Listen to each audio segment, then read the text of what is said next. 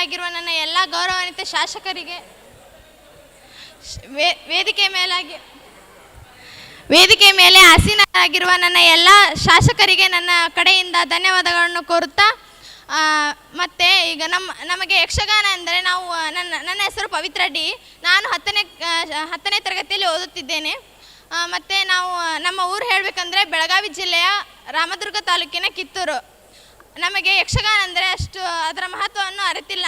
ಆದರೆ ನಮ್ಮ ಶಾಲೆಯಲ್ಲಿ ವಿವಿಧತೆಯಲ್ಲಿ ಏಕತೆ ಎಂಬಂತೆ ನಮ್ಮ ಶಾಲೆಯಲ್ಲಿ ಹಲವಾರು ಜಿಲ್ಲೆಯಲ್ಲಿ ಬಂದು ಸೇರಿದ್ದೇವೆ. ಅದೇ ಥರನೇ ನಮ್ಮ ಗೌರವಾನ್ವಿತ ಶ್ರೀ ಗುರ್ಮೇಶ್ ಸುರೇಶ್ ಶೆಟ್ಟಿ ಅವರ ಕಡೆಯಿಂದ ನಮ್ಮ ಶಾಲೆಯಲ್ಲಿ ಕಿಶೋರ ಯಕ್ಷಗಾನವನ್ನು ಹಮ್ಮಿಕೊಳ್ಳಲಾಗಿದೆ. ಅದಕ್ಕಾಗಿ ಅವರಿಗೆ ನಾನು ನನ್ನ ಕಡೆಯಿಂದ ಮತ್ತು ನಮ್ಮ ಶಾಲೆಯ ಕಡೆಯಿಂದ ಧನ್ಯವಾದವನ್ನು ಹೇಳುತ್ತೇನೆ. ಮತ್ತು ನಮಗೆ ಗುರುಗಳಾದ ಗೌರವಾನ್ವಿತ ಶ್ರೀ ಸತೀಶ್ ಆಚಾರ್ಯ ಅವರಿಗೂ ನನ್ನ ಕಡೆಯಿಂದ ಧನ್ಯವಾದ ಮತ್ತು ನಮ್ಮ ಶಾಲೆ ಕಡೆಯಿಂದ ಧನ್ಯವಾದವನ್ನು ಹೇಳುತ್ತೇನೆ.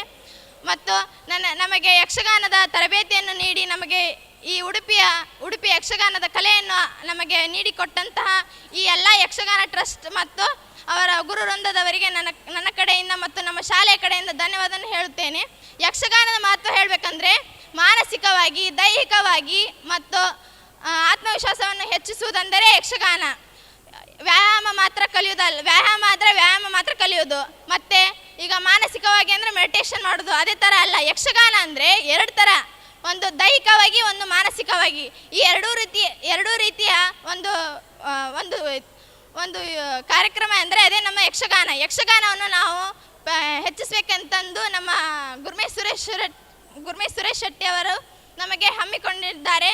ಅದಕ್ಕಾಗಿ ಅವರಿಗೆ ಮತ್ತು ನಮ್ಮ ಶಾಲೆಯ ಎಲ್ಲ ಕಡೆಯಿಂದ ಅವರಿಗೆ ಧನ್ಯವಾದವನ್ನು ಹೇಳುತ್ತೇನೆ.